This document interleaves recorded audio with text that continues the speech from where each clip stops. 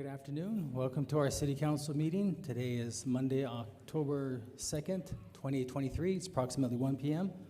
Before we have our Pledge of Allegiance, I'm going to ask if you please rise for a brief moment of silence as we reflect back on the brave men and women of the United States Armed Forces as they protect our interests around the globe, as well as the courageous men and women of the Las Cruces Police Department and the Las Cruces Fire Department as they keep our city safe 24/7, 365.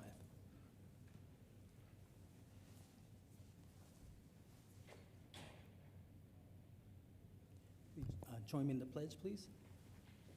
I pledge allegiance to the flag of the United States of America and to the republic for which it stands, one nation under God, indivisible, with liberty and justice for all. Thank you. Okay, and I believe we have Amy DeFelix on Zoom from the Animal Services Center, who's going to give us our pets of the week. She's not here. It's me. Oh, Becky's going to do the presentation. Wow, this is a big treat. No, I think Amy DeFelix has quite a bit more charm than I do, and is much better at describing the Okay, and if you pet say of the so. week. Wow, it's stressful navigating things up here. I'm sorry for all the folks that.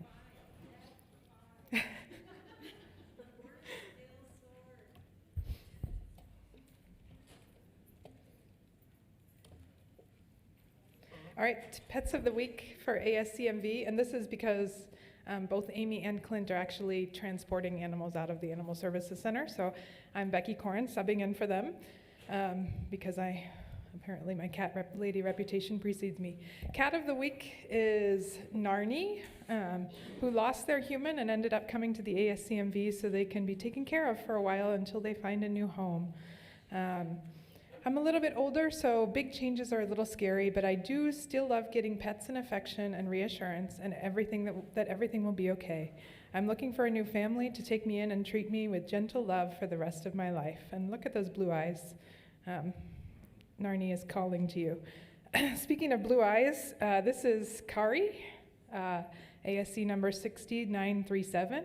I'm a little on the shyer side, but I still love getting pets and attention from humans.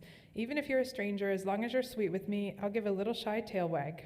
I also do enjoy going out for walks and getting a sniff around and enjoy the desert, or a sniffari, as we learned last time. I'd like to give a family who is patient with me. I'd like a family who's patient with me and will give me so much gentle love that I start to blossom into the confident dog I want to be. And just as a note, if you're interested in these or any of the Animal Services Center dogs or cats, there are a few adoption events coming up where there will be some highlighted at the end of Alzheimer's Walk at NMSU, which will have dog adoptions from 8 to 10:30 at the Cisparo Park at NMSU, which is there to the east of the stadium. The Paws and Claws Spooktacular, which is all through October. All adoptions are discounted. If an animal is spayed or neutered, they're $50. If they're unaltered, they're $100, and they'll be altered before going home. And for all seniors, I'm not 100% sure if this means senior humans or senior animals, but whatever seniors are free, and you can call me, I'll make it free for you if it's the inverse of what I think it might be. So senior citizens, senior animals, just give me a call. I'll sponsor your adoption for you. Dog bite prevention as a dog owner. If you adopted your dog as a puppy, socialize them. The goal of this is really to think about how to make our community safer for folks and enable your dog to be social in ways that it can be. The first 3 to 16 weeks of age are critical to make sure that puppies learn not to bite. If you do have a litter of puppies, or if you're adopting a puppy, don't separate the puppies from their mom until 8 weeks of age. This allows them to play with their siblings and learn proper socialization so that they don't nip as much. So I've adopted a few dogs that were 6 weeks of age, and they were quite a bit more nippy than those that stayed with their mom longer. So please consider that while you're adopting a pet.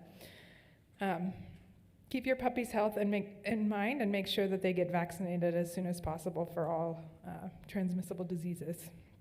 Even older dogs can be socialized and prevent bites. Let them go at their own pace and understand their body language to prevent overwhelming them.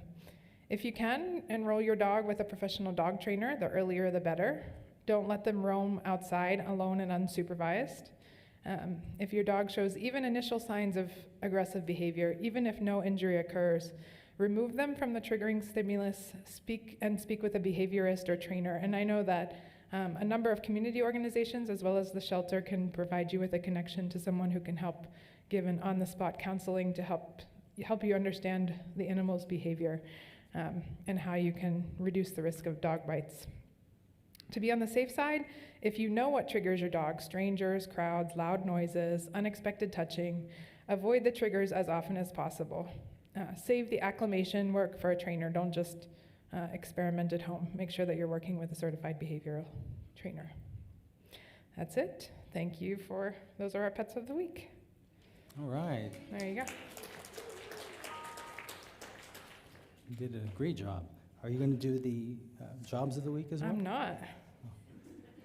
Okay, I think those so will come up here. is Sarah Rainey on the Zoom? Or is she in the audience? Or anyone Yeah, from? I'm actually on Zoom. Oh, okay. Good afternoon, everyone. Let me share my screen. You know, Sarah, we're having a hard time hearing you. Okay, hold on. Well, it looks like they have two screens of you. Maybe that's why we're having a hard time hearing you.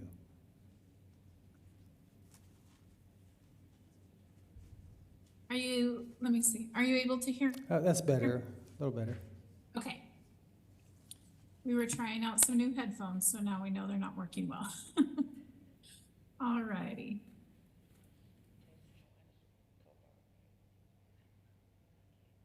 Okay, for our jobs of the week, let me move my screen real quick.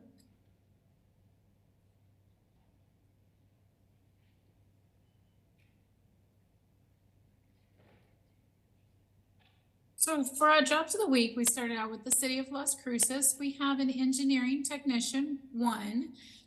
That position starts at $21.10 an hour and it closes on October 16th. Also for the city of Las Cruces, there is a training development specialist. That position begins at $53,000 a year and the posting closes on October 16th. For White Sands Missile Range, they have an HVAC technician, 1.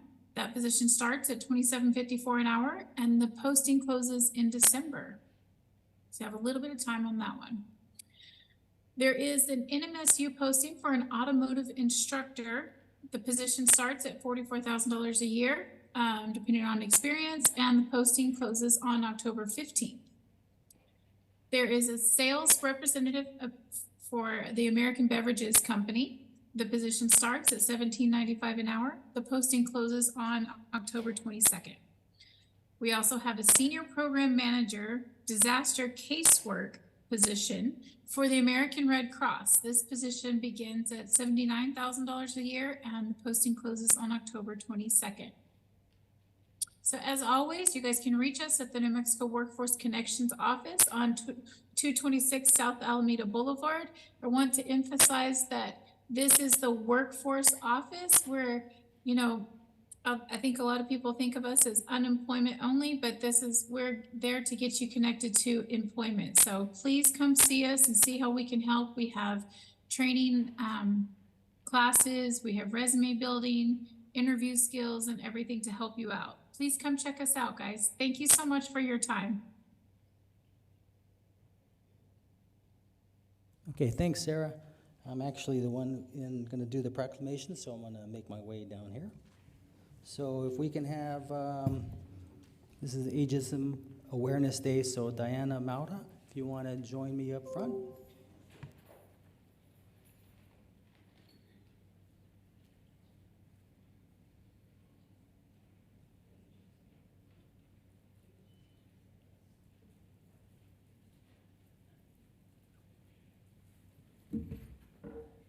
Did I say that right, ageism? You want to join me on my right, please? That way the cameras can get you a little bit better.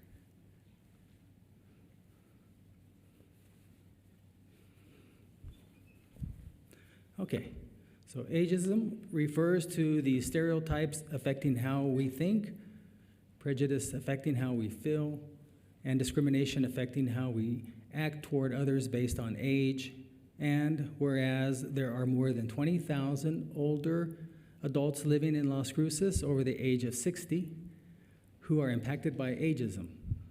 And whereas ageism toward older adults affects their health and longevity, financial well-being, and the economy of Las Cruces. And whereas preventing ageism in education, employment, housing, and healthcare will benefit all. And whereas recognizing that it is up to all of us to ensure that older adults are respected and portrayed as capable, competent, effective, and valued in all areas of society. And whereas ageism awareness and preventing ageism is beneficial to all citizens of Las Cruces by improving the quality of life within Las Cruces. Now, therefore, we, the Mayor and City Council of Las Cruces, New Mexico, do hereby proclaim October 7th, 2023 as Ageism Awareness Day, attested to by our City Clerk, Christine Rivera, and signed by myself, Ken Miyagishima.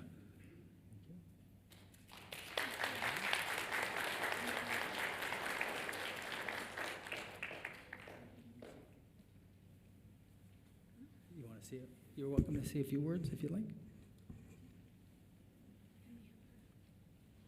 Well, I just want to thank you for this recognition, and we appreciate it.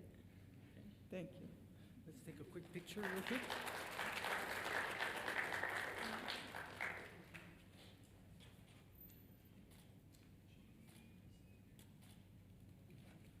Thank you. All right, well, thank you very much. I think I joined that category earlier. Where are you guys going? You?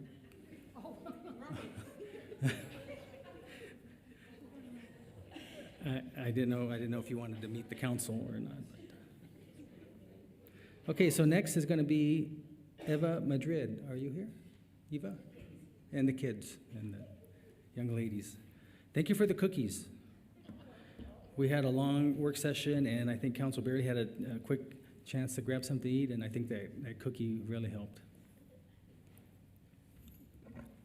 Okay, whereas this year's National 4-H theme, Opportunity for All, reminds us that every child has valuable strengths and real influence to improve the world around us.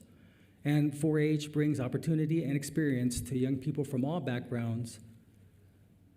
So this year we celebrate access and equity for all. We commend 4-H participants and alumni across the country, as well as the 4-H educators who deliver life-changing programs to millions of young people each year. And whereas for 120 years, 4-H has served America's young people to make the best better and is now the nation's largest youth development organization. The 4-H idea is simple: help young people and their families gain knowledge and skills to reach their full potential and improve their communities and quality of life. And whereas 4-H connects young people and adults to their communities, preparing them for work and life through experimental and inquiry-based learning, while providing emerging research for positive youth development. And whereas the 4-H helps young people explore the world around them and grow into productive adults by promoting healthy youth development in order to give young people the capacity to act as responsible members of society and agents of change. And by understanding the complex experiences young people face and promoting high-quality youth leadership development, 4-H helps young people meet the challenges of adolescence and successfully transition to adulthood. Now, therefore, we, the Mayor and City Council of Las Cruces, New Mexico, do hereby proclaim the week of October 1st through the 7th, 2023 as National 4-H Week in Las Cruces and Doña Ana County, and urge the people of this community to learn more about 4-H and become more involved in 4-H as members, club leaders, or volunteers. Attested to by our City Clerk, Christine Rivera, and signed by myself, Ken Miyagishima.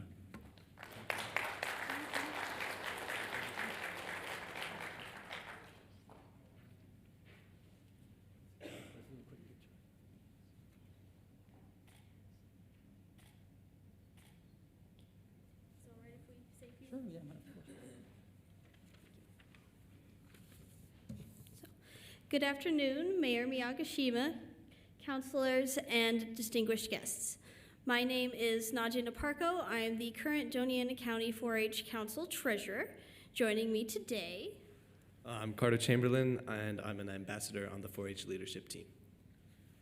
And my name's Daughtry Waller. I'm also an ambassador on the county leadership team, and I am also the state 4-H jewelry ambassador. the Southern New Mexico State Fair was held from September 27th to yesterday, October 1st. This fair showcased the cumulative work of over 400 4-H youth members and the 160 adult volunteers and county extension office staff that support them. Today, we would like to thank you for your support of the Doña Ana County Extension Office, the Doña Ana County 4-H program, and for your National 4-H Week proclamation. As a token of our appreciation, we have a treat to share with each of you. Thank you for your time, support, and the opportunity to speak.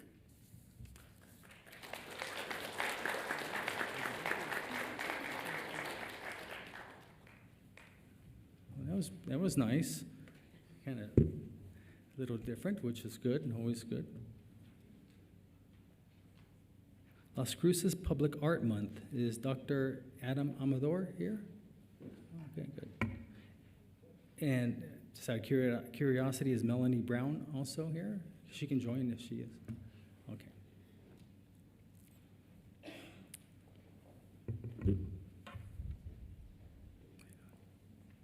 Yeah, sure.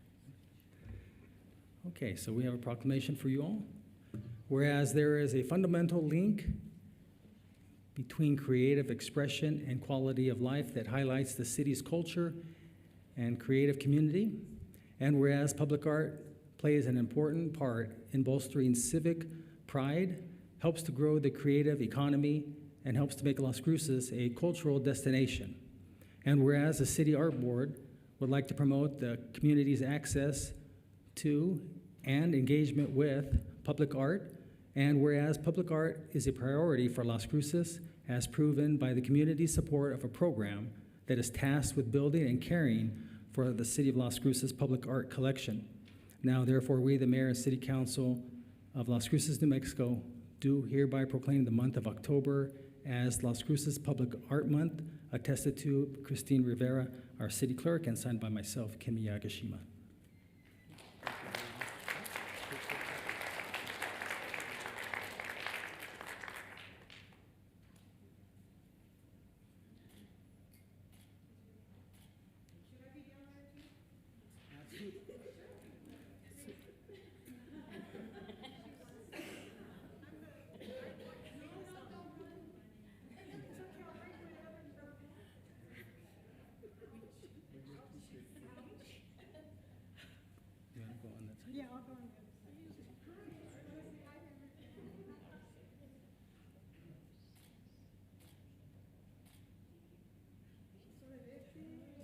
Okay. Did you want to speak too, or? No, I'm just kidding. Dr. Amador, you want to? Sure, if you don't mind, I'll say a couple words. Well, thank you, everybody. We're honored. It's an honor serving with everybody here on the City Art Board. We meet frequently to make sure that we're good custodians of the city's money in terms of public art. Just to introduce the members, Councilwoman Flores, Greg Smith, Melanie Brown, Katrina Chandler, Caleb Blundell, and myself, Dr. Adam Amador, and Ceci. Where's Ceci Vasconcelos? She does a fantastic job with us. So if you're looking around the city for public art, be on the look for the bus shelter art exhibit, the Klein Park mural project, their interactive virtual art tour on the website, Unhidden Gems in the City of Las Cruces art tour, and not a public art project, but look at the Las Cruces Creative mural. Those things are happening all over Las Cruces. So again, thank you, Mayor Miyagashima, and the City Council here in Las Cruces. Thank you. All right, well, thank you very much.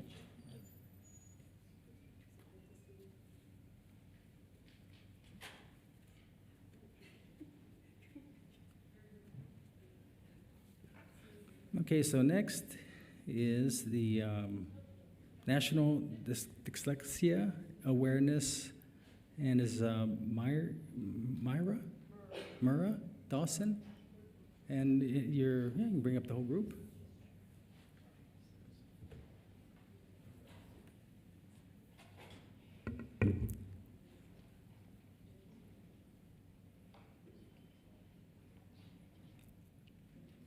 you want to, on my right, yeah. Hi, how you doing?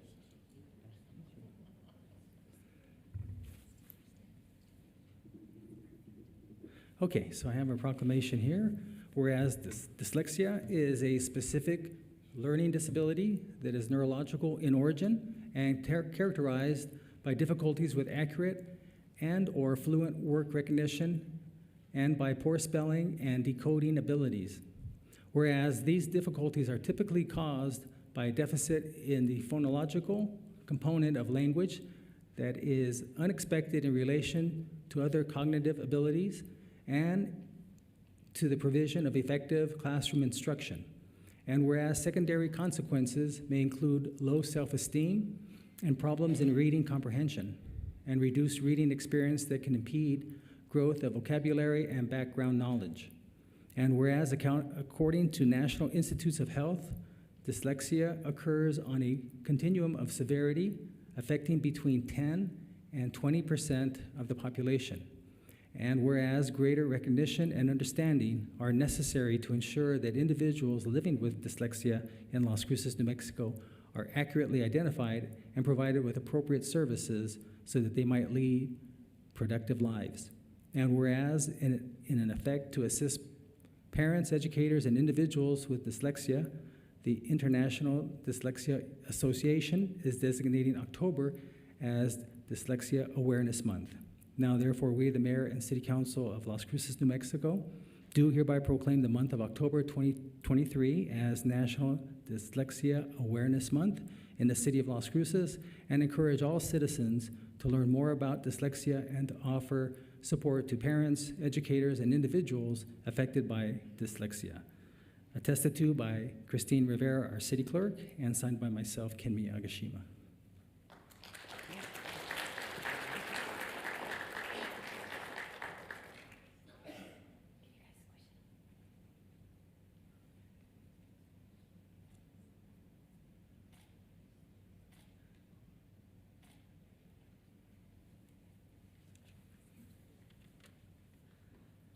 My name is Mer Dawson, and I am the Executive Director for Dyslexia Institute of Southern New Mexico.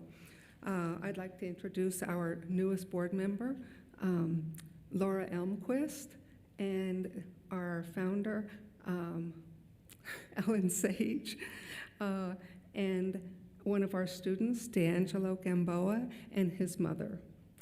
And I'd like to thank Mayor Miyagashima for supporting us over the years. He started years ago by coming to a reading event that we had at Barnes & Noble and read to children over there.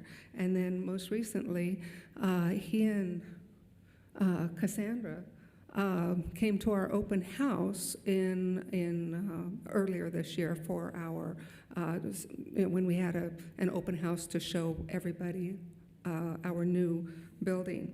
And like he was saying, 1 in 5 people have dyslexia, and our organization uses a specific science-based curriculum to address students' needs. We officially became a nonprofit in 2010, and so now we can offer scholarships for low-income students. Thank you so much for recognizing our organization.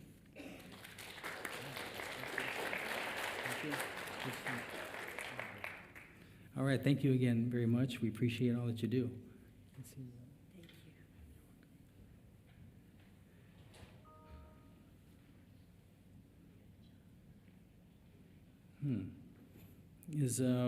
Just says here, present to the Board of Directors. Is there a National Hispanic and Latino Heritage Board?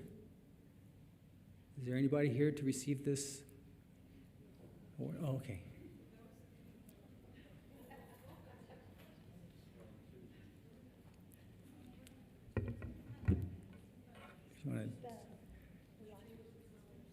Oh, the Las Cruces Hispanic Chamber? Okay, it didn't have it here. It just says presented to the Board of Directors.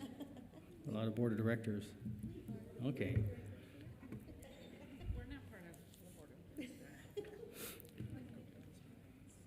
And it's the, Okay.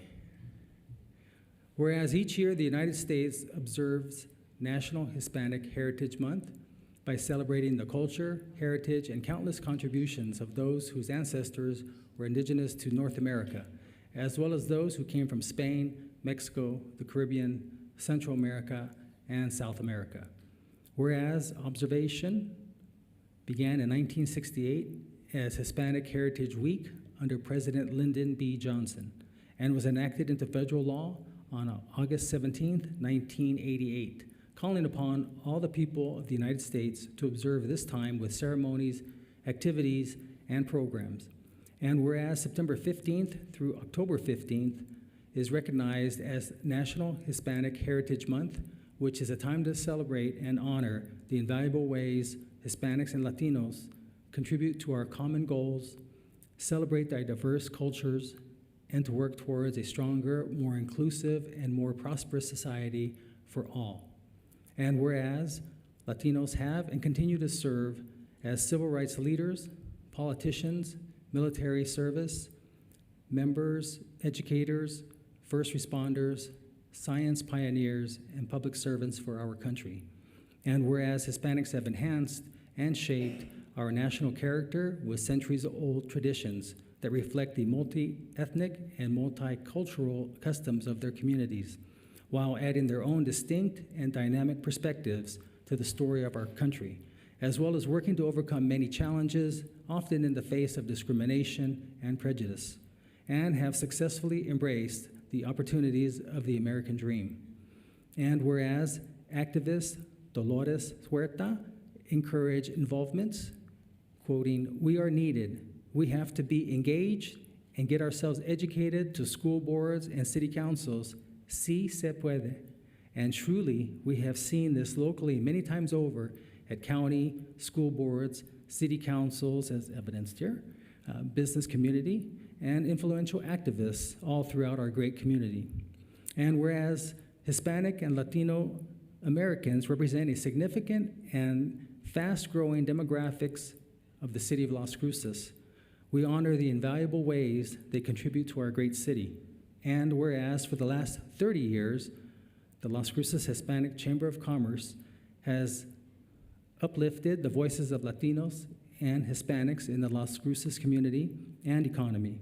Now, therefore, we, the mayor and the city council of Las Cruces, New Mexico, do hereby proclaim the week of September 15th to October 15th, 2023, as National Hispanic and Latino Heritage Month in the city of Las Cruces, and encourage our community to join us in celebrating the great contributions of Hispanics and Latino Americans to our city, state, and nation.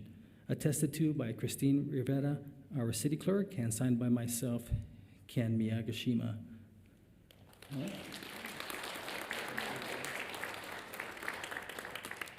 Didn't I just give you an award earlier? Yeah.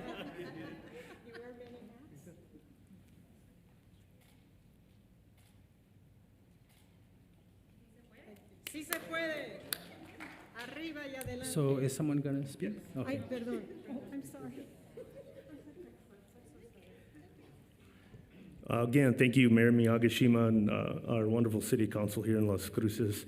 I'd like to thank the chamber members for being here, Sonia White, Josie Pacheco, Richard Aguilar. One of the things we do, obviously, in Las Cruces is we focus on small business, culture, and heritage in and around the greater Las Cruces area.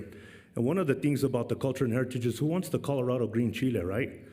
So keep that in mind anytime you think about the Hispanic Chamber. We protect those things that we hold close to us, but we focus on education and honoring students, most importantly, those who are contributing greatly back to the community. And then we have our Hispanic Heritage Partnership with Las Cruces, here in Las Cruces with NMSU. We also have the Gala, and we do a lot of things for small businesses here in Las Cruces. So if you follow our page or any of the things that we're doing, you'll see the many contributions that our members have in and out of the Chamber of Commerce. So again, thank you, Mayor Miyagashima, Las Cruces City Council. Wonderful to be here again. Thank you. Thank you, Dr. Amador. So I'm going to take a personal privilege. A lot of people may or may not even be aware of this. So on my maternal side, on my mom's side, my grandparents emigrated from Mexico. So as a kid growing up, I got a chance to really have a chance to live both cultures, both Japanese and Mexican, and I'm telling you, it's been great. I mean, the food. I mean, I can eat tamales and sushi at the same time, and it's funny. My wife. I mean, to this day, when we have tamales, I have to use soy sauce. I'm sorry, but it's really been wonderful, and I promise I will know Spanish in fluent, and not the bad words in a year. Okay. So thank you very much. Thank you for all the contributions. Yeah, and great. Yep. Appreciate it.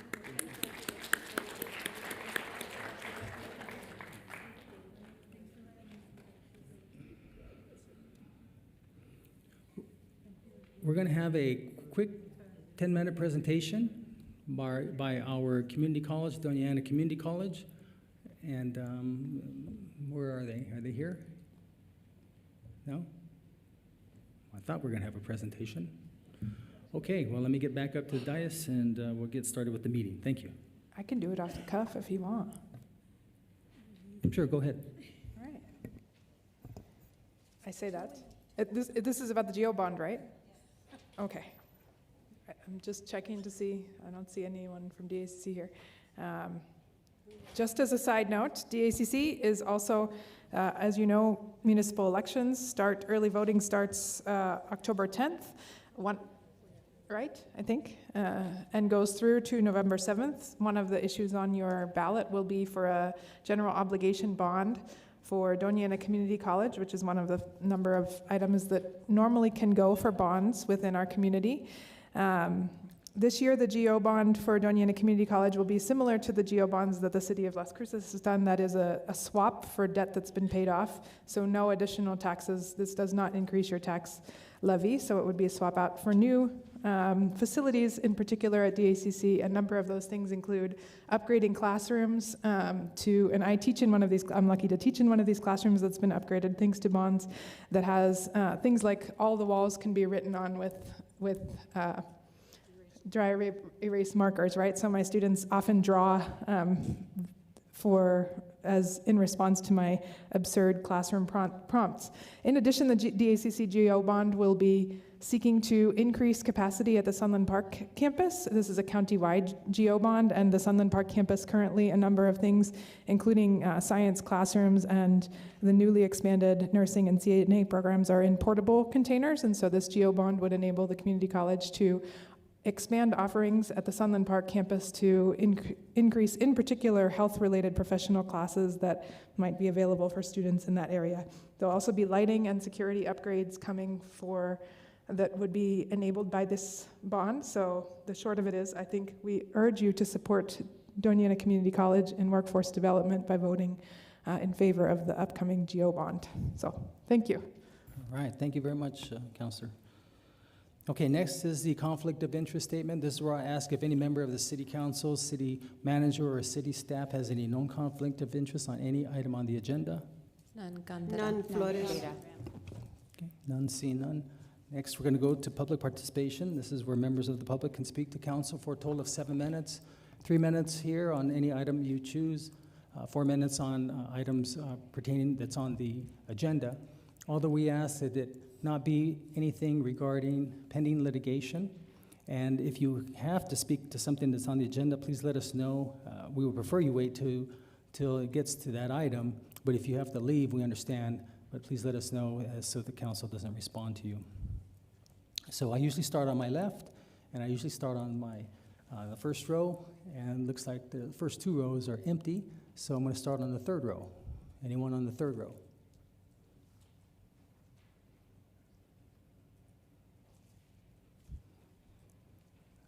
Our good friend, Yoli Diaz. Good afternoon, Mayor, City Council, staff, and public. My name is Yoli Diaz, Care Patient Advocate. I am grateful for the opportunities that we have. I am grateful that we have the positive platform to come here to City Hall that allows City Council staff and the public to listen and to be heard when we voice our concerns on issues that affect our community and our residents. I do appreciate this. And I do want to say thank you publicly for the opportunity to speak at the last month's City of Las Cruces Health Public Review Committee. It was great to have focus groups attend and speak, and it was great to have interested city staff and interested residents attend and listen. I'm also grateful that this subject continues this week. This is very positive. I recognize and appreciate this positivity. Respectfully, I continue to advocate. There is a healthcare crisis in our community, and I do think that we all recognize that. It is unfortunate that I had to report to all of you that it happened again. Another resident was denied an appointment at Memorial Medical Cancer Center. By all means, the MMC employee was just doing his job to relay the message that this patient does not have health insurance, and therefore, this patient cannot be given an appointment and will not receive treatment. I know that this crisis will continue until there is action to create needed change. Drastically, in this case, the cancer patient is also disabled and in the county indigent program. The patient has compounded challenges. She is severely handicapped. She needs help. Now, as I move forward advocating and I discuss this crisis of healthcare with others, I actually do stop and listen. I think with my head and my heart and my humility and my passion. I keep the focus with the goal of action to improve the crisis. I am here today to ask you to think of this crisis and to think of the viable solutions that can help residents with this crisis of access to needed health care. I've created a simple document that will provide a solution today to help residents access health care. I will share this with the city clerk and will share this with you by email. As you read this program document, I ask that you also think with your head and your heart and your humility and your passion to do what's right for our community and all the people that live in it. I also appreciate the opportunity to meet with each one of you, Councilor Abeta, Councilor Graham, Councilor Bencomo, Councilor Coran, Councilor Flores, Mayor Pro Tem Gandara, Mayor, and be able to discuss this program and listen to you, to listen to your thoughts and give you the opportunity to ask me any questions you may have that I can provide answers to. Let me listen to you. I would appreciate that opportunity. Thank you. Y sí, se puede, to do something. Thank you. Thank you, Yoli.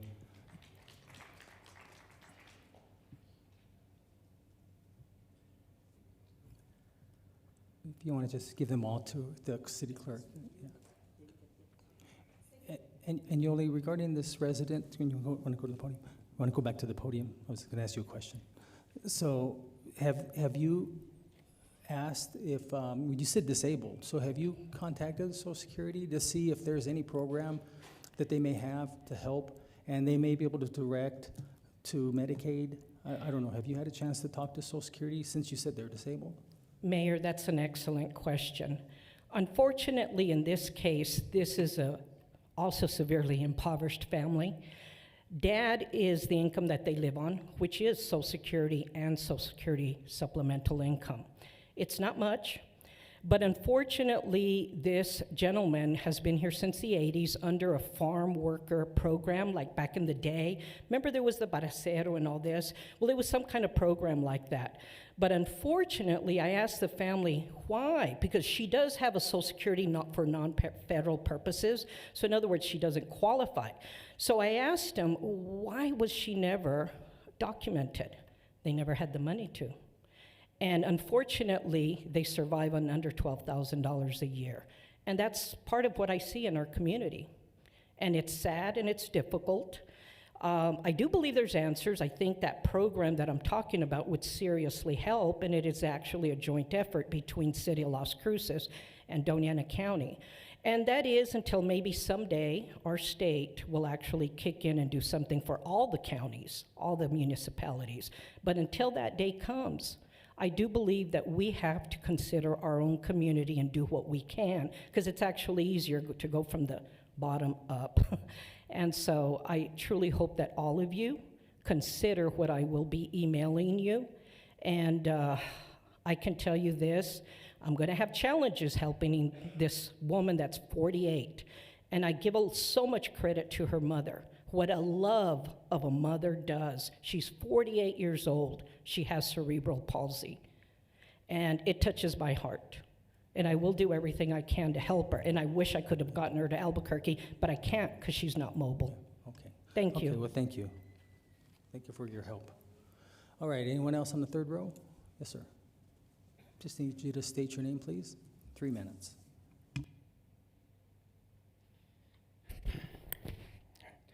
I'm William Bierman.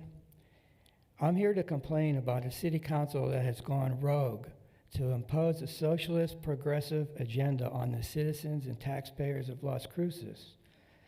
Rather than carry out traditional responsibilities of local government, such as providing adequate police protection, you have imposed a series of programs and policies that most citizens could not have expected.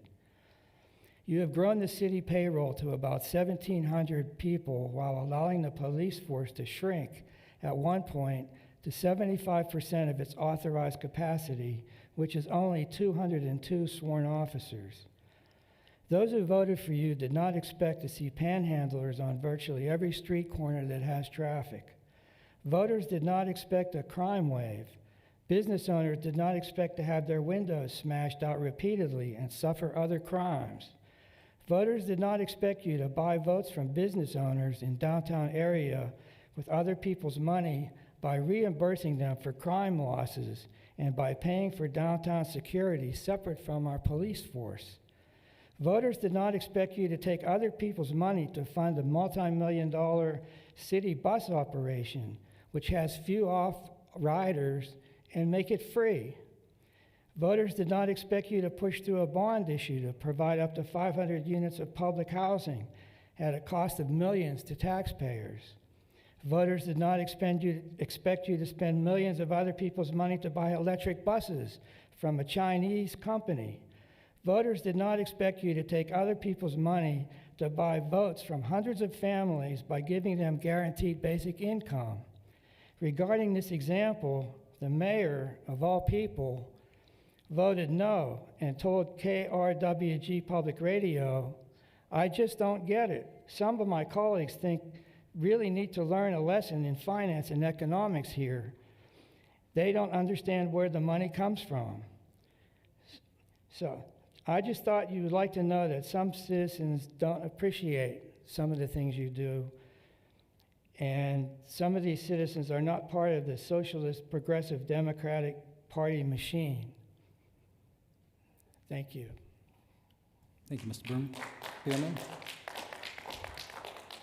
Okay, so that was third row. Anyone else on the third row? About fourth row?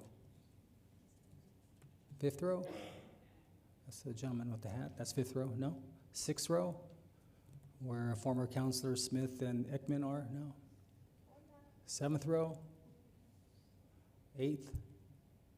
Last row. So no one else on my left? Okay.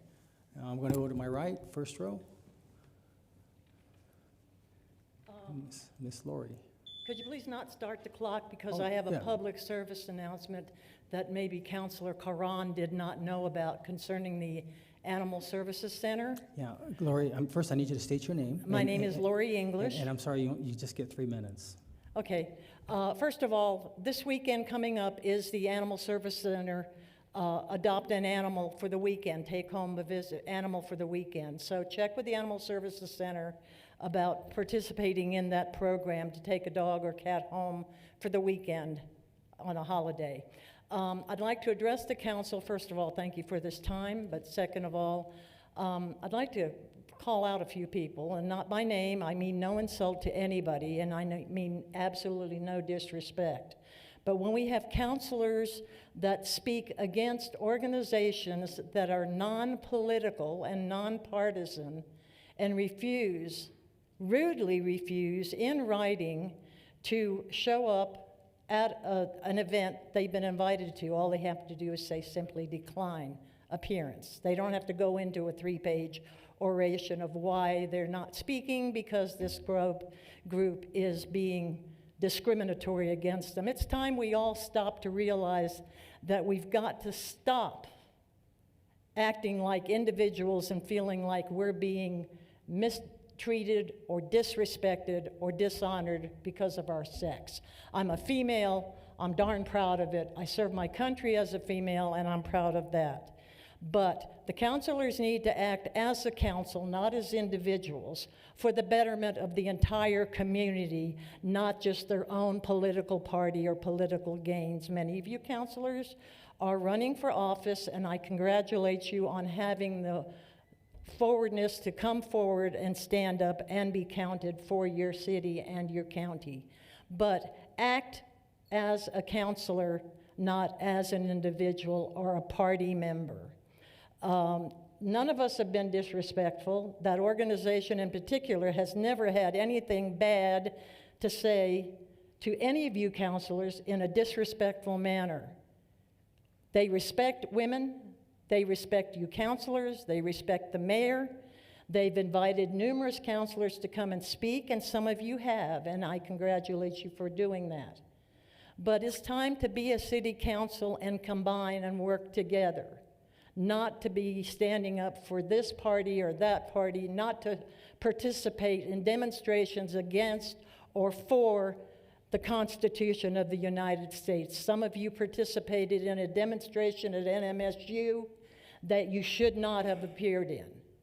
You should not be standing against the United States Constitution, period, end of discussion, and I thank you for your time. Thank you, Lori. Any, ma'am, were you wanting to speak? No? Okay. So that's first row, second, third row staff, fourth row? Is it staff also? Okay. Fifth row? Sixth row where Peter Goodman is. No? You want to talk, Peter? No, I just... I've recognized you 2 times in a row, so I'm getting better. I have every rendition of you on my wall.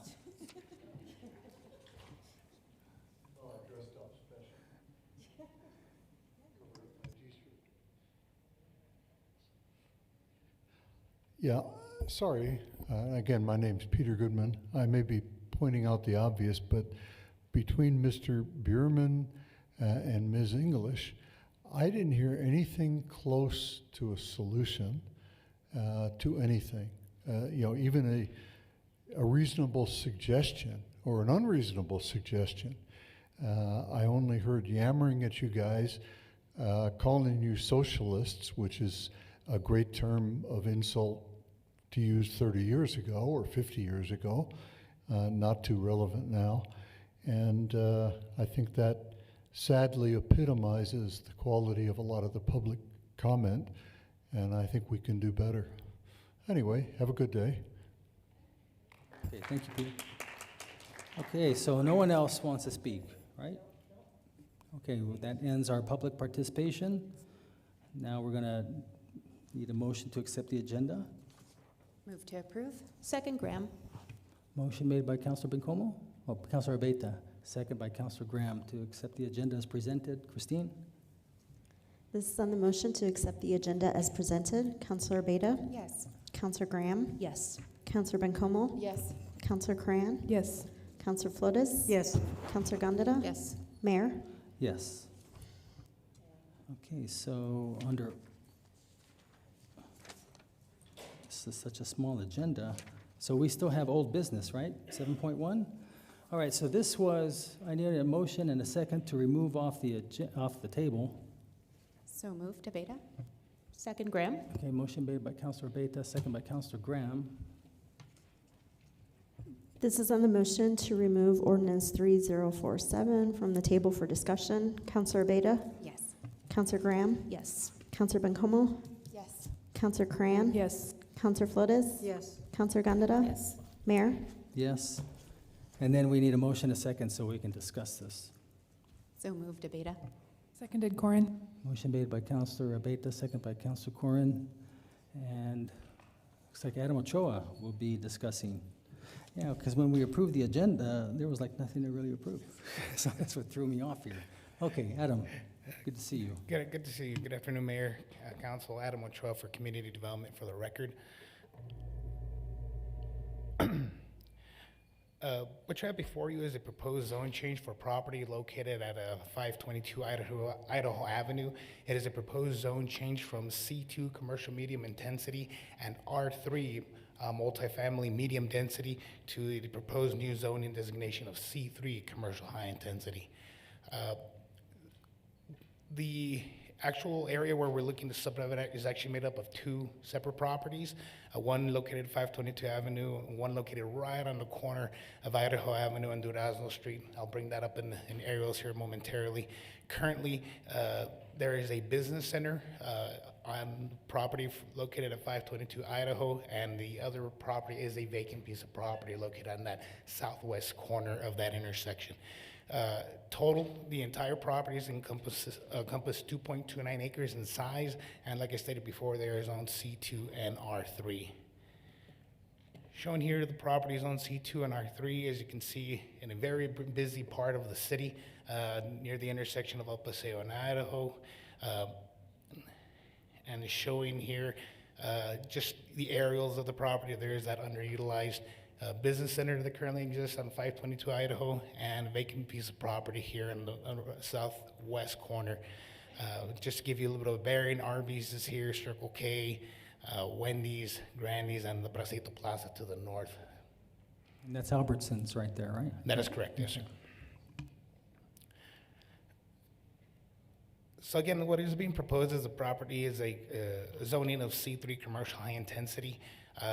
Essentially what is being proposed is a redevelopment / development of these properties for a new banking facility or financial facility.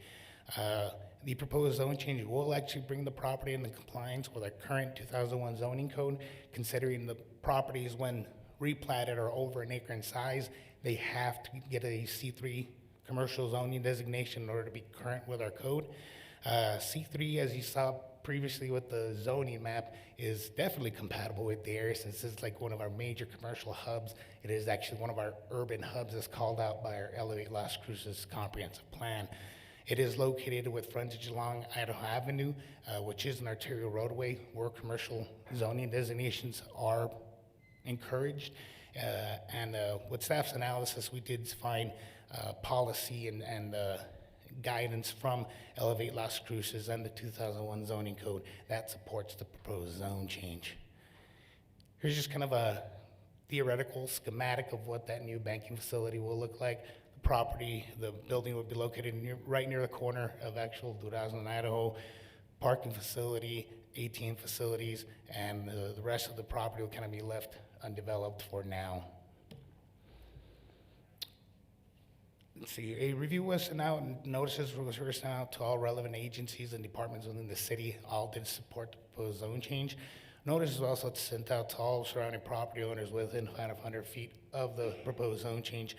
And essentially, we just got 2 phone calls looking for general questions, what was going there. Everyone wants to know what's going there.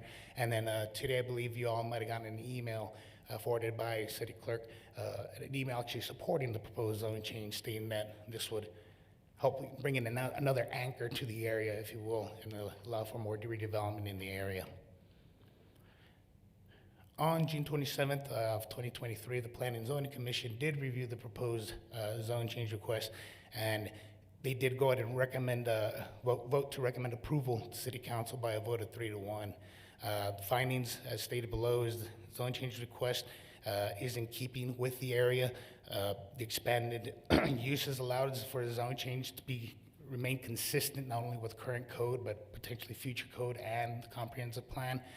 Additionally, the frontage along an arterial roadway is where we encourage commercial high-intensity zoning designations. So with that, ladies and gentlemen, your options today is 1, to vote yes and approve the proposed zone change as recommended by the Planning and Zoning Commission, 2, to vote no and deny the proposal, and 3, to table and 3, to amend the proposed zone change, or 4, to table, postpone, and direct staff accordingly. The applicant's representatives are here if you have any questions for them, and I stand for questions. Thanks, Adam. Questions? Whose district is this? Councilor Graham? Oh, thank you, Mayor. You're inviting Peter Goodman up, inviting me to speak. It's a full moon tonight.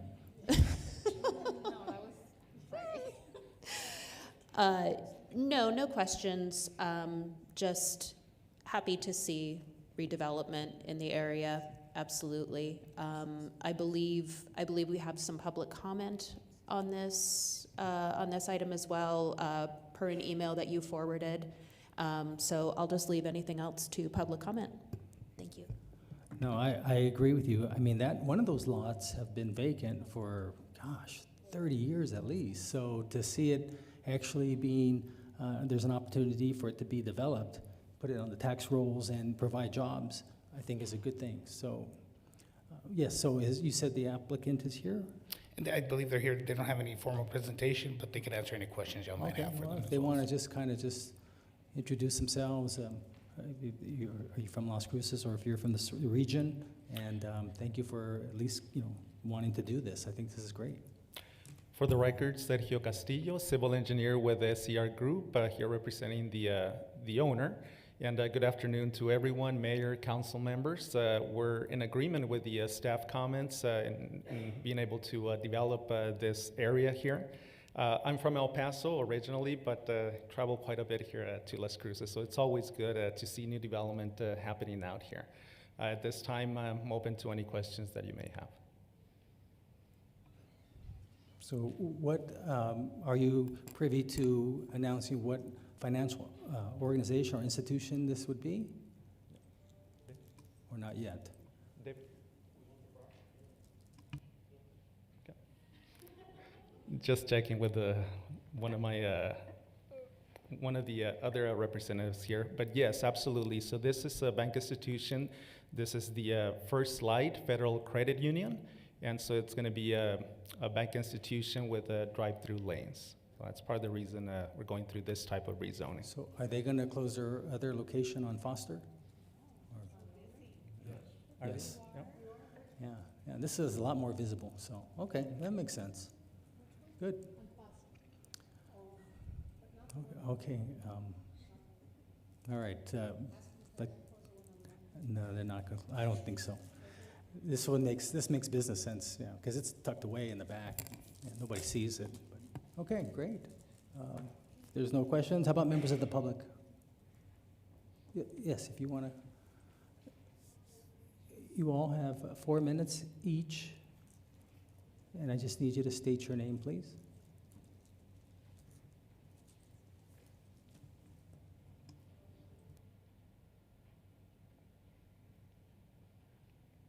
Kevin Hoban. We own the businesses, a business directly south of the property on Foster. I didn't recognize you there, Kevin. Yeah. But, yeah. Better? Okay, there you go. Hey, you could put sunglasses, and I would never. I'd be a bad cop because you put sunglasses on. I'm like, I didn't see the guy. So. My name is Carol Ann Hoban, and I'm the director at that program. I can't tell you how excited I am to see this happen. There have been so many changes to that area since 2007 when we moved our location, and I just see this as a positive thing that will create more peace, more, having a viable business that's there, 5 or 6 days a week will change the whole climate of that place. I mean, we have had tires slashed, we've had windows broken, we've had people broke in, we have right behind us where our preschool children can see people changing clothes, people using the bathroom, people shooting up. So I just am so in support of this because I think it will be very, very good and healthy for that area. Totally change the dynamic. Isn't she lovely? Oh, stop. I'm so blessed. I have one question. During the presentation, talked about there's 2 empty lots on this property, or they're about this property. There's one west of the property, more southwest. But on the presentation, you were pointing out that the lot on the northeast is the one being developed. So could we just clarify that? No. Can we have, Adam, can you put that diagram back up, please? Okay, thank you.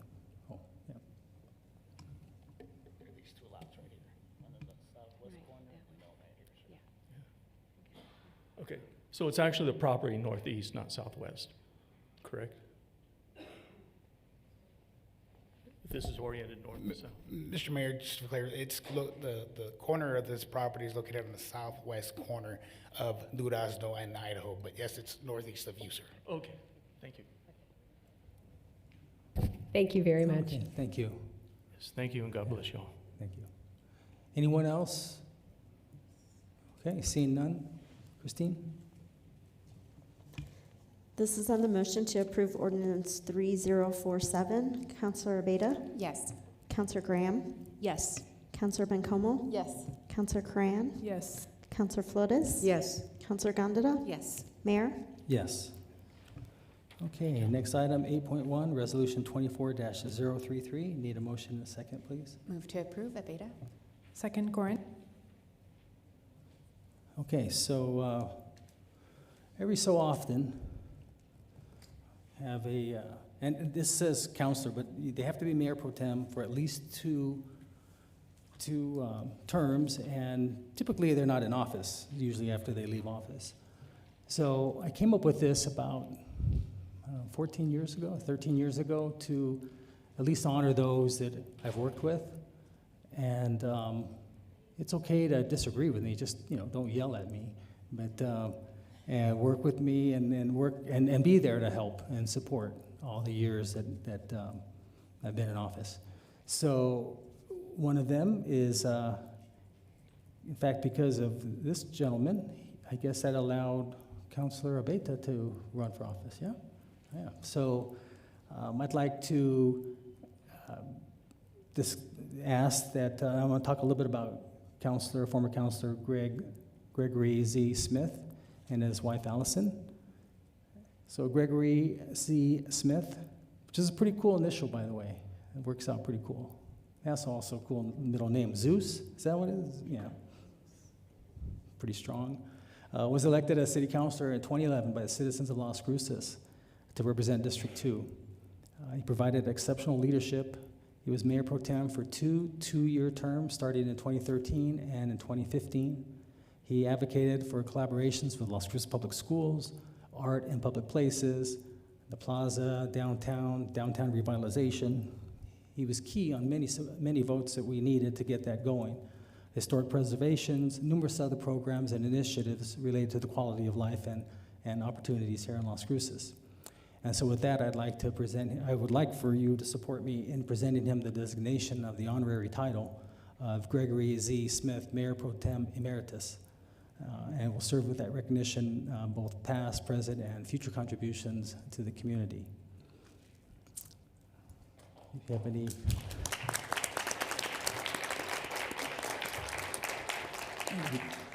Do anyone have any questions? Councilor Abeta. Thank you, Mayor. And I want to say thank you to Councilor Smith for all the work that he did for our district too. It was clear when I came on board that he spent a lot of time with the community, really engaging and championing, especially I think the public arts really came out first and foremost, very clear, but making sure that he was listening to constituents. So I want to just say thank you so much for all the work you did on the service of our district. Thank you. Mayor Pro Tem. Thank you. Really excited about this. I had the honor and privilege of serving with Councilor Mayor Pro Tem Smith, and I would echo what my fellow councilwoman spoke very specifically about your work, Councilor Smith, regarding public art. We had the real fortune earlier this year of the unveiling at our visit Las Cruces of the beautiful mural, and I spoke a little bit about just your tenure and what you've been able to do regarding sort of your vision for quality of life, specifically in the art spaces and developing our board and our master plan. And we're seeing so much of that now all over the city, and I know it was largely in part for your work. And also the work that you did in the newly opened Noratorium. I know you worked really hard on that. It took a decade or so, but it's open and it's just beautiful. And so I very much appreciate your work always. Thank you, Mayor. Thank you. Councilor Flores. Thank you, Mr. Mayor, and I just want to thank you, Greg, Mayor Pro Tem Emeritus, for being... We haven't voted yet, but... Go on. Oh, that's my vote. But you were, along with former Councilor Ekman, two perfect gentlemen in always helping me not making decisions for me, but showing me the way, and just being absolutely wonderful. And I've told you before, and I'll say it, I really miss you on City Council. You've been replaced by wonderful people, though, absolutely wonderful. But I do miss you, and I want to thank you publicly for being absolutely wonderful. Thank you, Mr. Mayor. Thank you. So he would, if the vote goes his way, he will be the third Mayor Pro Tem to receive this award. The other two were Dolores Archuleta and Sharon Thomas. So, and you know what? There used to be a list of things you can't do. So one of them is you can't endorse candidates. So, because, you're held to an even higher standard there, so you gotta be careful. All right. If there's nothing, yeah, really. It's in the, there's some verbiage. Yeah, okay, yeah, sure. See, there you go. All right. Okay, so if there's no further, there's no further questions. Christine. This is on the motion to approve Resolution 24-033. Councilor Beta? Yes. Councilor Graham? Yes. Councilor Bencomo? Yes. Councilor Coran? Yes. Councilor Flores? Yes. Councilor Gondeta? Yes. Mayor? Yes. All right, congratulations.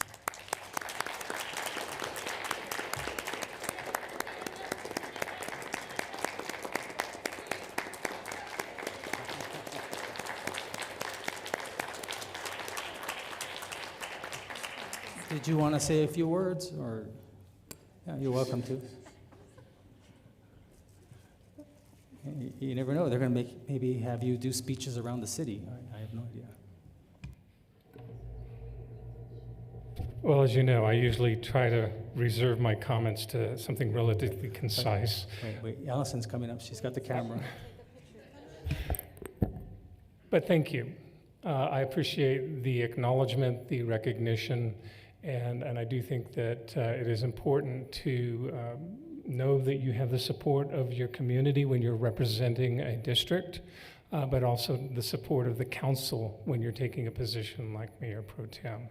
And certainly doing something like that is an honor and a privilege to be able to represent the rest of the council, but also to represent the mayor and this council and the whole community when that is called for. So thank you. I appreciate the, the recognition, but also the opportunities to serve both District 2 and the community. Thank you. Thank you. And for those members that are with us here today or watching on TV, for the millions watching around the world, for those of you who may not be aware of this, so the first meeting of every council year, new election, is the selection of the Mayor Pro Tem. So I don't select them. They're selected by council, and they have to have the vote of the majority of the council. So that is a big honor. That means that the council believes in this person, that they can be the voice of them as they need in dealing with management or myself and things of this nature. So that is a big honor to be elected Mayor Pro Tem by your colleagues. So. All right, well, congratulations. So next item is number 8.2, Resolution 24-034. Move to approve, Graham. Second. Motion made by Councilor Graham, second by Councilor Bencomo. And who's going to...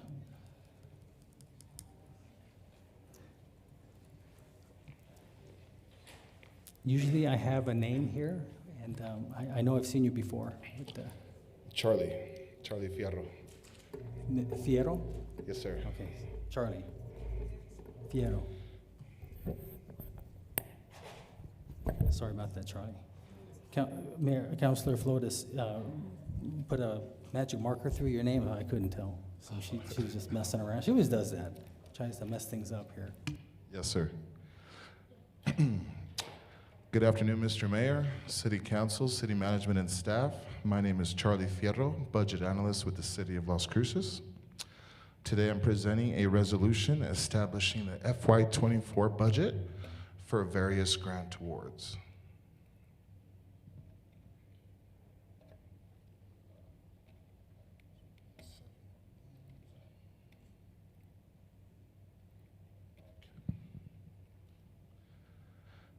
My first project is titled Storytelling Grant.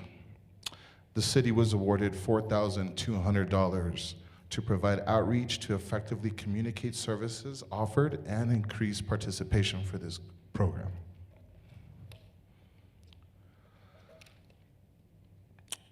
The second slide reads 5 junior bills that we're currently working. And these have been awarded to us by the New Mexico Department of Finance and Administration. Let's switch to this. We're trying something differently since I have to crouch down here with this one, but the mic didn't work. Okay, sorry about that. So here we have 5 junior bills awarded to us by the New Mexico Department of Finance and Administration, or NMDFA. Some highlights to take away here are $75,000 to purchase body cameras for our police officers, as well as $175,000 to enhance Veterans Memorial Park. Our next project is titled Clean and Beautiful Grant, where the city's bringing in $37,620. These funds will be used to help end littering, beautify communities, and increase program capacity.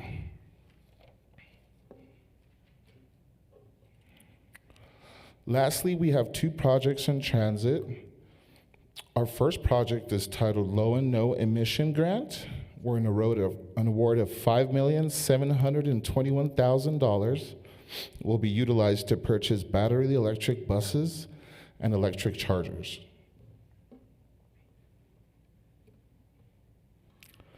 The second project is called Section 5307. An award of $3,046,508 will be utilized to cover 100% of eligible operating expenses for FY24 or until fully expended. That concludes my presentation. Here are your council options. All right, thank you, Charlie. Questions about members of the public? I think that microphone did it, the little one. Yeah, no questions. So, No questions this time, I know. Sorry about that. That's okay. Christine? This is on the motion to approve Resolution 24-034. Councilor Abeyta? Yes. Councilor Graham? Yes. Councilor Bencomo? Yes. Councilor Cran? Yes. Councilor Flores? Yes. Councilor Gondeta? Yes. Mayor? Yes. All right, thank you. Thank you. Next is, we have one board appointment here to the Senior Programs Advisory Board, Kirk Loudon from District 6. And then I'm going to need a motion and a second on these 3 appointments. The first one to the Board of Commissioners for the City of Las Cruces Utilities, Elizabeth Bardwell. Move to approve. Second. Motion made by Councilor Abeyta, second by Councilor Bencomo. Okay. Christine? This is on the motion to appoint Elizabeth Bardwell to the Board of Commissioners for the City of Las Cruces Utilities. Councilor Abeyta? Yes. Councilor Graham? Yes. Councilor Bencomo? Yes. Councilor Cran? Yes. Councilor Flores? Yes. Councilor Gondeta? Yes. Mayor? Yes. Okay, next, to the Realize Las Cruces Ad Hoc Committee, Matt Kinney. Move to approve. Graham. Second. Motion made by Councilor Graham, second by Councilor Bencomo. Christine? This is on the motion to appoint Matt Kenny to the Realize Las Cruces Ad Hoc Committee. Councilor Abeyta? Yes. Councilor Graham? Yes. Councilor Bencomo? Yes. Councilor Cran? Yes. Councilor Flores? Yes. Councilor Gondeta? Yes. Mayor? Yes. Okay, next to the Veterans Advisory Board, Michael R. Pettis.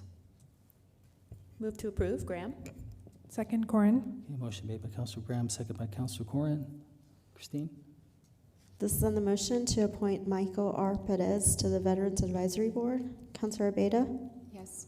Counselor Graham? Yes. Counselor Bencomo? Yes. Counselor Cran? Yes.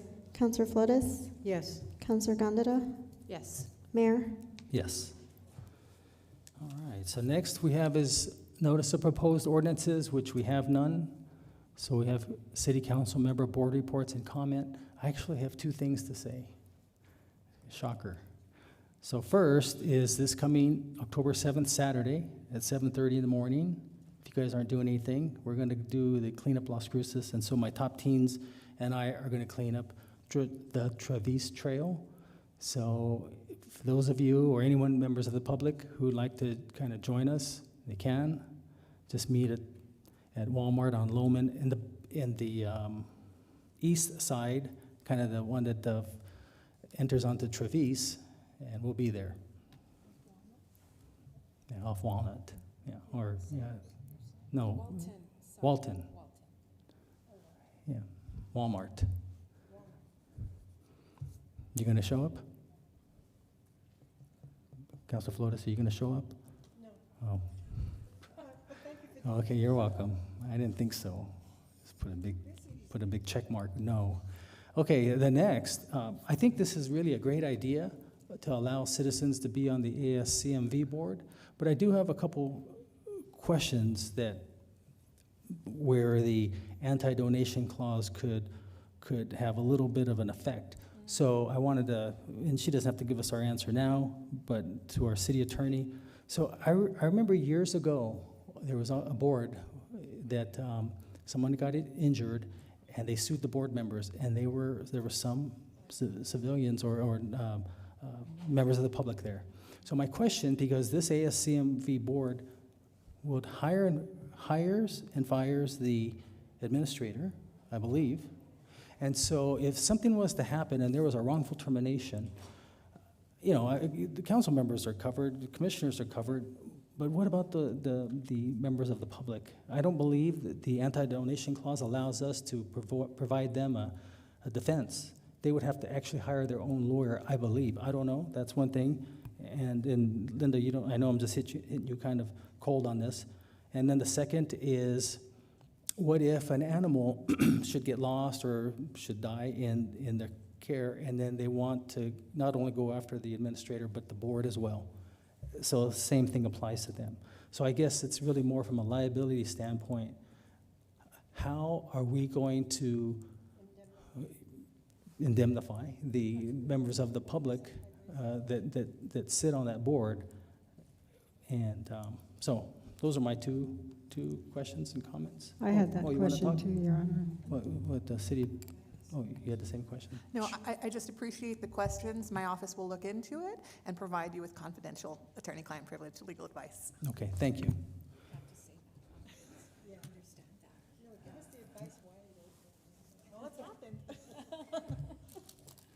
Okay, all right, Mayor Pro Tem. Thanks, Mayor.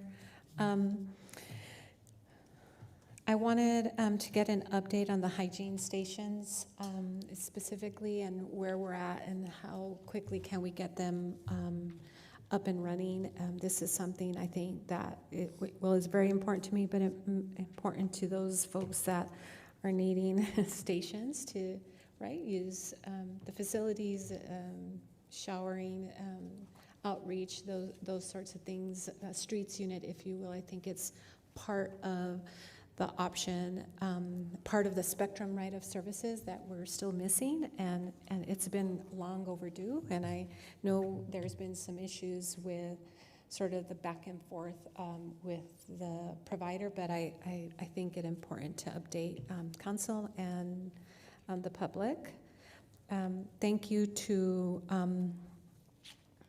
I appreciate Chief Story, the town hall and the bridge, the badge. I participated in the bridge, the badge, and I thought it was really good, a really nice opportunity to highlight community community policing, and they gave some really great examples, and I was proud because Officer Hernandez, who is my community police officer, spoke about his project at Mesilla Valley Housing Authority, and just seeing from start to where they're at today and the number of things that have changed for the better, particularly around just quality of life in the area, is really exciting.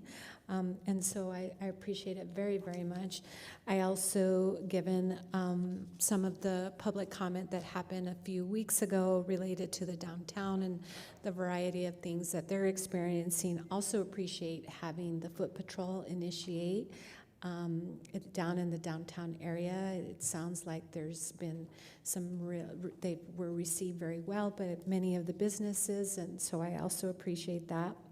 I had a meeting with Superintendent Ruiz. If you haven't met him yet, he's fabulous. I've met him a few times, but I wanted specifically to talk with him about some of the areas of need, particularly about our youth and the CT programming, and just the internships that the city, that the schools are providing our youth, but some I think unequitable issues related to those that may not have a vehicle to get to and from. So if they're unable to get to and from, point A, point B, and back to the school for that 4-hour period for lunch and then back to their schooling, it makes it an equity issue in my mind. And he was very open to hearing some suggestions related to that. So we had in our Economic Development Department, Economic Development Policy Review Committee, some presentations about how to use the $1 million of ARPA money that was left over, and it's for some of that CTE and maybe transportation. So I was thinking that maybe we would have Roadrunner come and participate in a conversation with how maybe we can work together to ensure more of our kids get that opportunity, right, to participate in their internship programs. And I know just Roadrunner, maybe mini transit could be a real solution or strategy. So I'd like to see that. And then I also been asked, Mayor, we have presentations about, the animal services, and they've such a lot of education, right? I've learned so much in the time that Amy has started to present about a variety of things, and I was asked if we could have the schools come and do a presentation similarly about maybe what they're working on or what might be issues that they're facing. And just a few minutes similarly to what Amy does, and I thought that was a great idea, so I said I would present it to you. You're talking about the school as far as the school children or the school administration? School administration. Oh, yeah, sure, that'd be great. Okay, great. And then lastly, I'll say that we do have a Health Policy Review Committee meeting this Wednesday from 3 to 5, where we will continue to have a conversation about health, the status of health care in Las Cruces, and we will be having a presentation about the leakage study that our Economic Development Department conducted a couple of years ago, presentation on the Telsure Fund.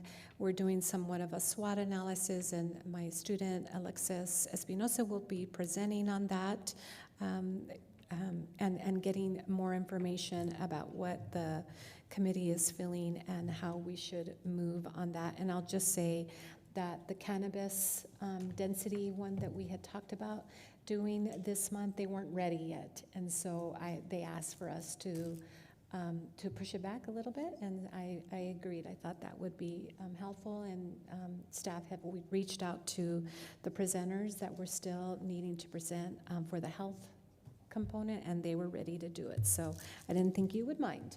So that's all, Mayor. Thank you. All right, thank you. Councilor Flores. Thank you, Mr. Mayor. I received mail and emails from residents who live off of Roadrunner. I think the address of the property is 2795 or 2975. I think it's 20. It's undeveloped. It's an undeveloped lot, and we've had some. It's come to my attention. It's come to the attention of the city, where there have been the residents who live just west of that corner are very concerned about potential development. I received a letter from it didn't identify the owner, it just said owner of that land. And then I don't recall exactly how I received this information, but it was from Sarah Gonzalez from the Community Development. And I don't know if she was responding to someone that I copied or whatever, but she said that it couldn't be discussed because it was going to be, because a zoning change was about to happen or whatever was forthcoming, and it couldn't be discussed. So my question is, if an area is if the zoning there is being changed, and when people moved in there, it was a single resident, zoning, why aren't the people who live on that block, or the area that's affected, why aren't they notified about the potential or the forthcoming zoning change? And I don't know who could answer that. I don't know if Mr. Nichols can answer that. And then my request would be that if it's going to the P&Z, that the people who live in that area be notified of that meeting, because I would say that if it was going to change from the current zoning, the zone as it exists now, it's going to be changed to multiple dwelling. They would come back to us. And I think that's why Sarah said that we couldn't discuss it, because it'll probably be appealed, because we've already heard from people who aren't happy with that prospective development. So, so Mr. Nichols or Mr. Ikani Tamopeo, you're sitting in for city manager. Does the city send out notices to residents who are going to be impacted by a zoning change? Or is it just a secret and it doesn't come out until someone hears that there's a P&Z meeting or the decision's already been made and then they come in to appeal it? How does that work? Yes, good afternoon, City Council and Councilwoman Flores, Larry Nichols for the record, Community Development. Zone changes, when their applicant has proposed a zone change, we process that, we investigate the zoning that they're requesting, and we do send out notices to a certain radius. Normally it's 500 feet from the project site. Those notices are sent out and they're posted with a poster on the site itself as to the proposed zone change. I will check further onto that address that you just mentioned. It sounds very familiar to me because I think we've already discussed it, but let us provide you with additional information to your question. Thank you, Mr. Nichols. And I would make a request. It's a comment, and then followed by a request, therefore, or thereof.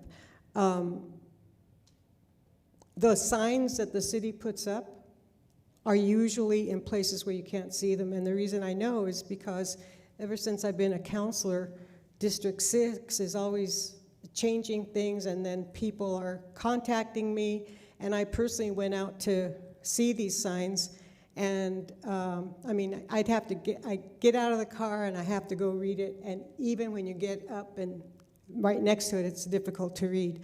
So all that being said, my request would be that it be visible to those who the that it's visible. So that's not behind a bush and then in tiny lettering. And usually it's a big sign, a big yellow sign, and then the type is about this big. I mean, I don't think that's fair. So, yeah, you have to get out, stop, and but anyway, I feel I know my father always said, never buy a house in an undeveloped area. My father always said that. Never buy a house with an alley. Never buy a house on a corner, because it just that's too much noise. But and I don't think it's fair for people who buy a house and there's underdeveloped land and they think they're going to have a little neighborhood, and then there's a zone change. I don't know. I mean, so I don't think it's fair, but since the city does that, I think there should be ample and sufficient notice to those residents who will be impacted. Thank you, Mr. Mayor, and thank you, Larry. Mr. Nichols. Thank you, Councilor Flores. So let me just chime in a couple things. And in all fairness to you, I don't think you were convalescing, right? So when you were out, we actually had a few residents come, about 5 or 6 of them, talk about it. And I'm like, I have no idea what you're talking about. So then even so when I said I didn't know what they were talking about, some of them sent me the letters, the notices that they received. So I wanted to kind of refute the fact that they do get it. And so they sent it to me. So then 2 weeks ago, when they were doing a GPS thing, I just used that because I wanted to know what it was currently zoned. And so your father was very wise to not buy land, but it's also important for them to know what it's zoned when they see vacant land. But it is zone R1A, so it's got to go before planning and zoning. And so that's where our constituents will have a chance to at least share with them their opinion on what's going on here and there. So then my ask would be that they be notified, that the residents there be notified. Oh, yeah, no, they will be. Do people get letters, Larry, Mr. Nichols? Does the city send out, that warning or that notice that that land may potentially become, whatever, multi-dwelling or commercial or whatever? Do they get that notice? Yes. Well, you said 500 feet, but I don't know how. 500 feet is what, from here to the exit sign? Or from here to the parking lot? 500 feet is 1 2/3 football fields. It's what? 1 2/3 football fields. Well, that really helps me because I know nothing about the size of football fields. I was on drill team in high school, but we just marched the field. Yes, Councilor Flores. Extensive notification is provided. Not only is it provided with the letters that go out, but also posting on the site, and many times, depending on different types of zoning, in the newspaper as well. We make every effort to answer questions that residents may have about proposed zone changes. We respond to them very quickly, either their phone calls or their emails or even text messages. As to the distance, city block is 300 feet normally, so it's nearly 2 city blocks in distancing from the subject site. And the other question I have is, anyway, I'll think of it in a minute. Thank you again, Mr. Nichols. The other thing is, let me ask you, if a person's driving, do you want them looking at you while they're driving, or do you want them looking at the road? Oh, they can look at me if you No, want. seriously. Are you serious? Yeah, I'm serious. If someone's driving, they should be looking at the road. Exactly. That's the reason why they're not meant so that you can read it while you're driving. You need to get down, be safe, get down, park your car in a safe place, walk over and see what it's all about. How would you like them to just say, oh, I'm just driving, and there you are reading, and then you run into another car? No, over on the Okay, next west question, side. Councilor Coran. No, the west, no, I'm talking about the east side. It's like right there, and then there's nothing but land in the mountains. No, I know, but you want the city to put this huge sign there so that you can read it while you're driving. You need to keep your eyes straight on the road. And you got to quit lending your car out to who knows who. Okay, Councilor Coran. I got a new bike and I've been riding on Road Runner, so now I'm afraid. I'm afraid. Now I realize Yvonne might be coming my way. right by that property actually every day. Thank you. Are you guys are good? We're all good? Okay. I'll wear my helmet and my vest that George gave me. I just want to give a couple of quick shout outs. First of all, to Parks and Rec for their really cool use of the pool. I don't know if you all saw that on Friday. I think this past Friday they screened The Meg, which is an awesome movie, frankly, for teens at the pool, at the big pool. So I thought that was a really cool event, and so I just want to give a special thanks to Parks and Rec for creatively using that space and also addressing like there is nothing for kids to do. I thought that was a really cool opportunity, so thank you for whoever dreamt that up and made it happen. I also want to thank Katrina, who's not here right now, but the Developing Leaders Academy that's happening this week for folks, and we'll see you on Friday. Really glad that that's back in action. And then I wanted to thank CAO Bencomo for your really diligent work on ASCMV related things. You know, those things, to be perfectly frank, were languishing, and you really made a huge difference in moving those things forward, and I think that your engagement in that really made a big difference. So thank you.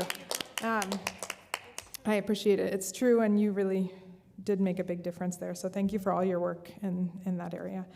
The last thing that I really wanted to do was thank the library, the police department, and our comms folks for dealing with some folks who came into the library last week, who are part of a nationwide movement to disrupt things and make people angry and just be terrible. I am super impressed with the library and the way that the library handled this. I know the library is constantly dealing with a range of folks. These folks were clearly antagonistic. They were so antagonistic to the police officers who maintained their cool in a way that I really, really admire. And so thank you to those officers that were depicted in that video as well, and thanks to the city communications folks and legal for really quickly responding to that situation. And I say this with really gratitude, but I also realize, like, in New Mexico last week, we saw a very similar type of antagonistic person pull out a gun and shoot at folks in a very, very similar situation. A person escalated that to a deadly situation, and so I appreciate the folks who participated in that really thoughtfully and kept that from escalating more. And I just want to tell folks that are experiencing that type of antagonism, who are city staff, that we see you and we support you, and we know you're doing a great job. And I'm sorry that type of basically terrorism exists in our culture right now. And so thank you for doing a great job, the folks from the library, police, and all those who responded to that. So those are all the main updates. Oh, there is no TSI PRC meeting tomorrow. We'll give you more updates just in case. So I'll give you updates for next month soon. Okay, thank you. Councilor Bencomo. I was like, CAO Bencomo, that's not my title. What are you talking about? Still getting used to having two Bencomos up here. I love it. So just wanted to give an update on the housing PRC that we had a couple weeks ago.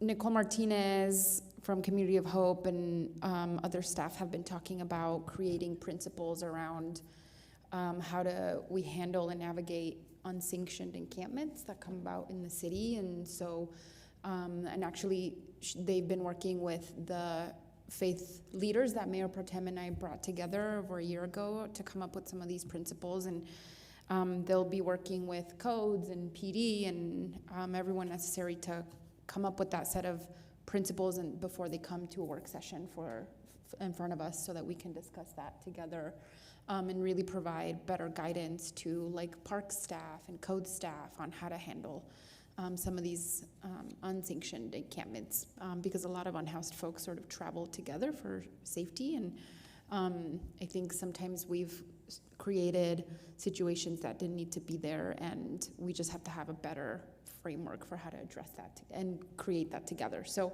I'm excited about that coming forward in the next couple of months, hopefully.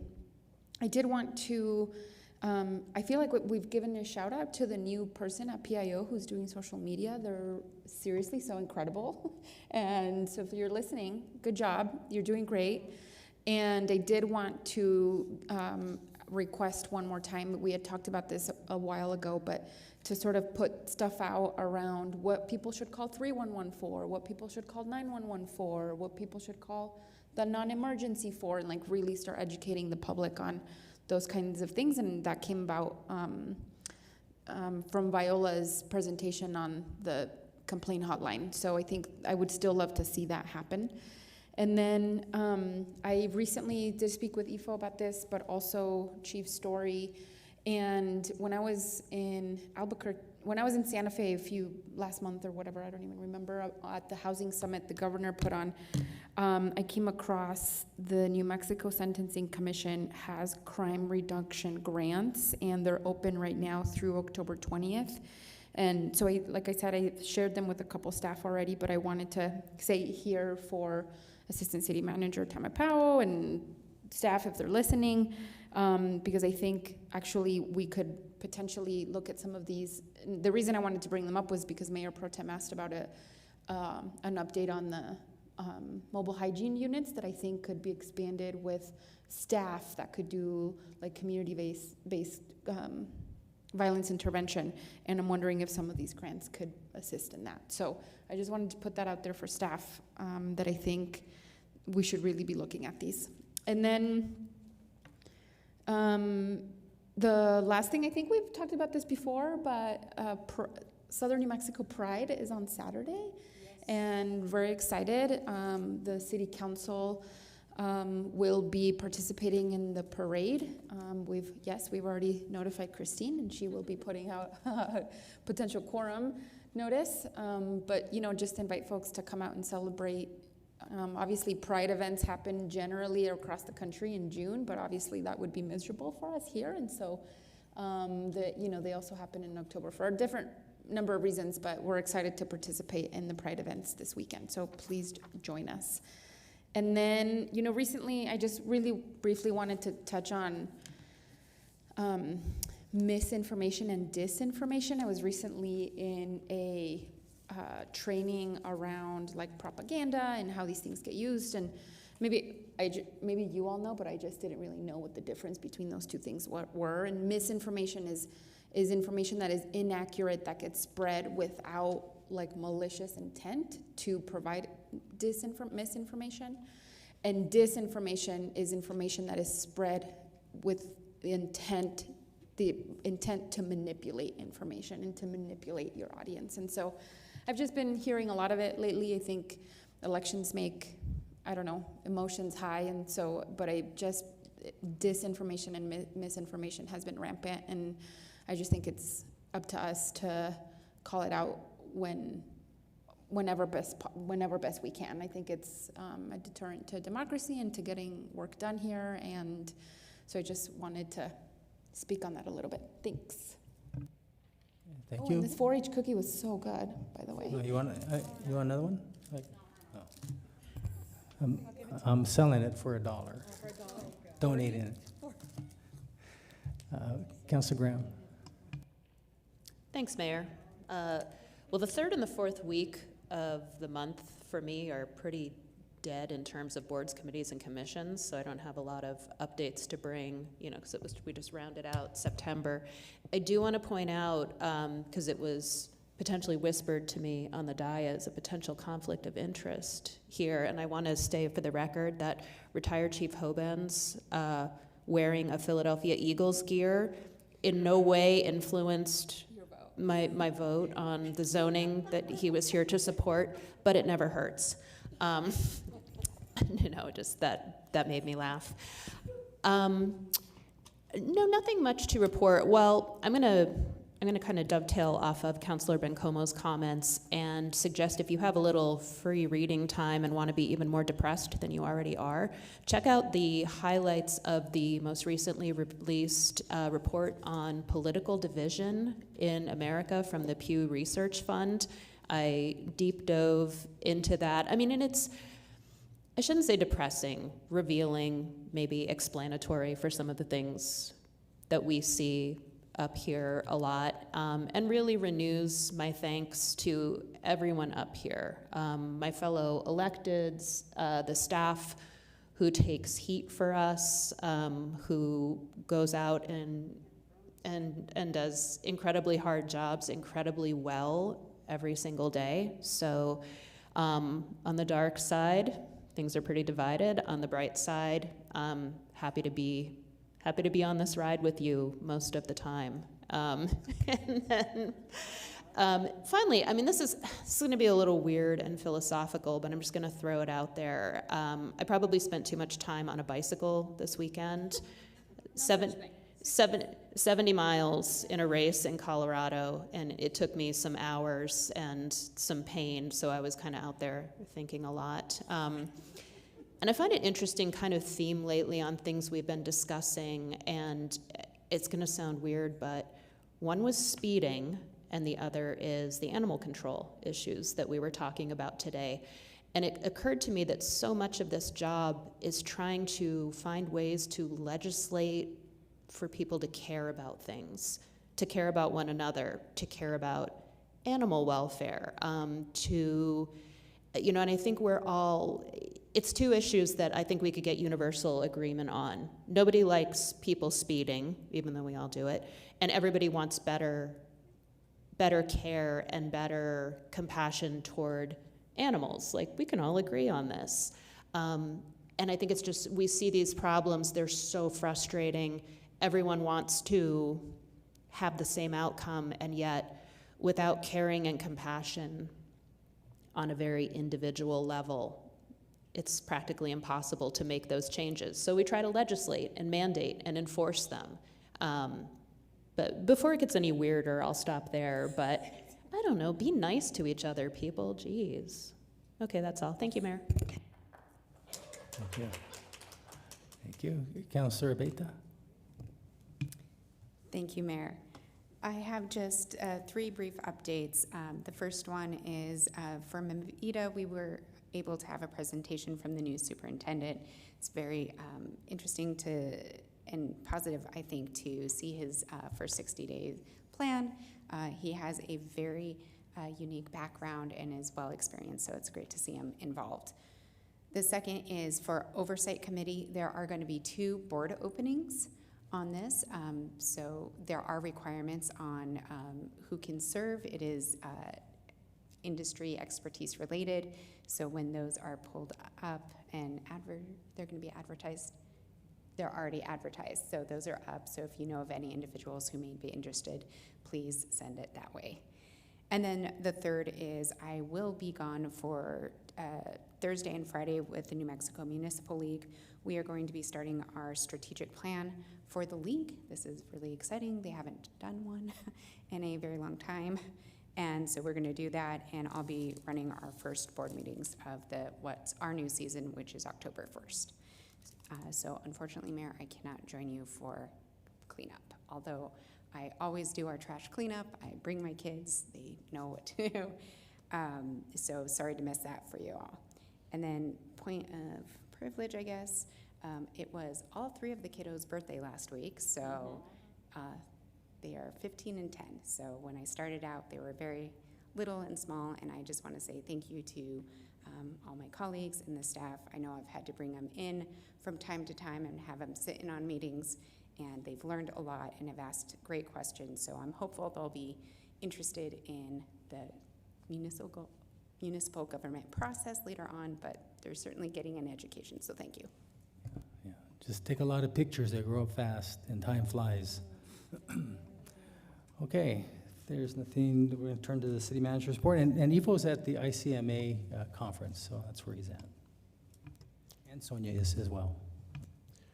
Thank you, thank you, Mayor Miyagi-Shima, City Council, Ikani Tamapiao, ACM, filling in for Ifo Pili. Just a few, just 2 short announcements here, and then we can adjourn.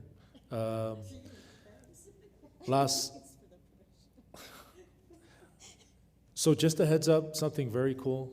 Councilor Flores, as you oversee the Airport Advisory Board, Las Cruces Air and Expo.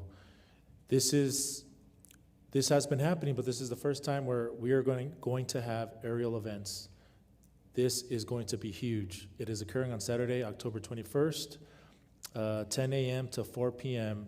This year's event will feature aerobatic performers, people I don't know but will watch, Chuck Coleman, Jive Kirby, Stephen Covington, Chip Lamb, Undaunted Air Show's two-ship show, and also we will welcome special guests. Her name is Jessica Cox. This is the world's first and only licensed armless pilot. In addition, but wait, there's more. The expo will be capped off with a demonstration of the world's fastest motorsport pylon air racing being put on by the Sport Class Air Racing Association. And the greatest thing is no charge to attend. But there may be charge for parking. There will be. Yeah. Because parking will be at the fairgrounds, and there will be a free shuttle, but the parking will be.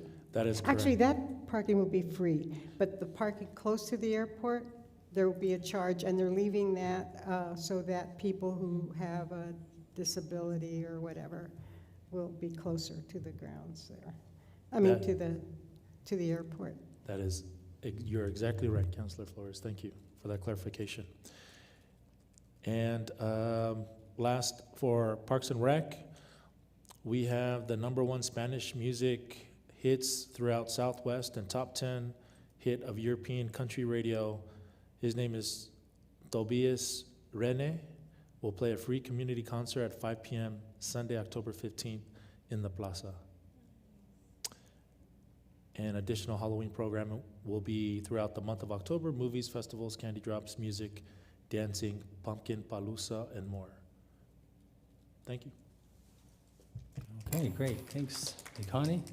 All right, if there's nothing further, entertain a motion to adjourn. Move to adjourn. Second, Graham. Motion made by Councilor Beta, second by Councilor Graham. Councilor Bencomo, second by Councilor Graham. That we adjourn. Christine? This is on the motion to adjourn the meeting. Councilor Beta? Yes. Councilor Graham? Yes. Councilor Bencomo? Yes. Councilor Cran? Yes. Councilor Flores? Yes. Councilor Gondeta? Yes. Mayor? Yes. Okay, we're adjourned. It's 2:52 p.m. Thanks.